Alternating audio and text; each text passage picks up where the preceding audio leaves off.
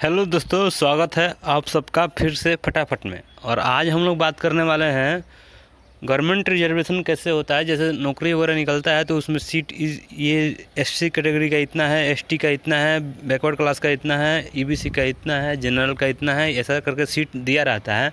तो सीटों को कैसे भरा जाता है इसके बारे में हम बात करेंगे वीडियो में। चलिए आगे देखते हैं। ये वीडियो सभी कैंडिडेट के लिए है, ऐसा नहीं है कि ये अमीन के लिए है।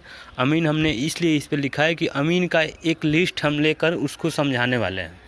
अभी जो हम लिस्ट लेने वाले हैं उस लिस्ट में सीटों को कुछ इस तरीके से बांटा गया है। अनुसूचित जाति को 88 सीट है, अनुसूचित जनजाति को 6 है, ऐसा करके ये सब बांटा गया है। टोटल सीटों की संख्या 550 है।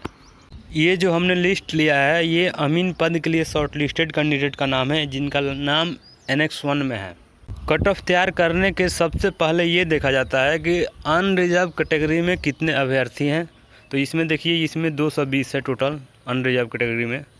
अब इसी में आएगा हॉरिजेंटल रिजर्वेशन। देखिए अब इसमें से क्या करेंगे कि ये लिस्ट में क्या होता है कि सभी कैटेगरी के जिस वाइज आपको सिलेक्ट करना है, जैसे कि यहाँ पे पॉइंट वाइज सिलेक्ट करना है तो पॉइंट वाइज ये ऑलरेडी सिलेक्ट मतलब कि शॉर्ट लिस्टेड किया गया है। पॉइंट वाइज है, सबसे ऊपर वाला पॉइंट ऊपर है, उसके बाद से कम करते हुए गया है। तो इसमें से क्या करेंगे, 220 कैंडिडेट को ले लेंगे। इसमें याद रखिए सभी कैंडिडेट का नाम है, इसमें सभी, कोई नहीं छूटा है इसमें। यहाँ पे 220 कहाँ है, 220 तक कैंडिडेट का ले लेंगे यहाँ पे। अब यहाँ शुरू होता है हॉरिजेंटल रिजर्वेशन का खेल।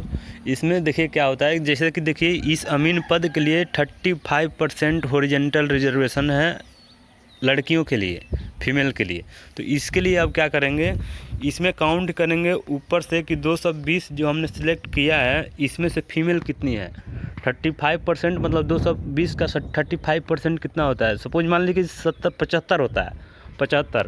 तो इसमें हम चेक करेंगे कि 75 लड़कियां हो रही है या नहीं हो रही है। अगर इसमें 75 लड़की नहीं होती है, 75 फीमेल नहीं होती हैं, तो ये बाकी नीचे से लिया जाता है। 220 के बाद से जो कैंडिडेट है इसमें से फीमेल को सिर्फ लिया जाएगा, और उसके बाद से जितना फीमेल लिया जाएगा उतना ही इसमें से नीचे से निकाला जाएगा। इस बात को समझिएगा, इसमें नीचे से जितना लिया जाएगा उतना ही इसमें से निकाला जाएगा नीचे से। ये हम सीट फुलफिल कर रहे हैं रिजर्वेशन के लिए, मतलब अनरिजर्व कैटेगरी के लिए। तो इसलिए इसमें से जिन लोगों को भी निकालेंगे वो अपने अपने कैटेगरी में शिफ्ट होते चले जाएंगे। जैसे कि ये जनरल वाले तो अब नहीं जाएंगे, लेकिन ईबीसी वाले कैटेगरी में चले जाएंगे, ईडब्ल्यूएस वाले ईडब्ल्यूएस में, जनरल वाले जनरल में, ईबीसी वाले ईबीसी में, ऐसा करके बैकवर्ड क्लास वाले बैकवर्ड क्लास में जाएंगे। मतलब वहाँ पर भी अपना हक जमाएंगे और वहाँ पे अपना रिजर्वेशन देखेंगे कि वहाँ पे उनका हो रहा है नहीं हो रहा है।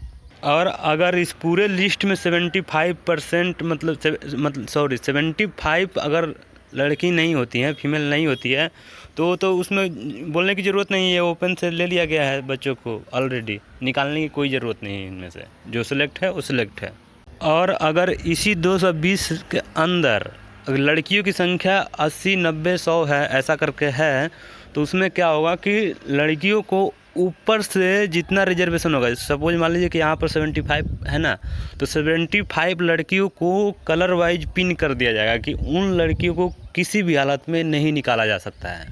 वैसे ही सेम टू सेम किया जाता है सभी के लिए। जैसे कि सपोज मान लीजिए किसी पद के लिए 40% रिजर्वेशन होता है गवर्नमेंट पॉलिटेक्निक के लिए कहीं कहीं पे, तो उन लोगों के लिए भी ऐसा ही रूल होता है। पहले काउंट किया जाएगा कि 40% है कि नहीं है, अगर नहीं है तो नीचे से लिया जाएगा, अगर है तो कोई दिक्कत नहीं है।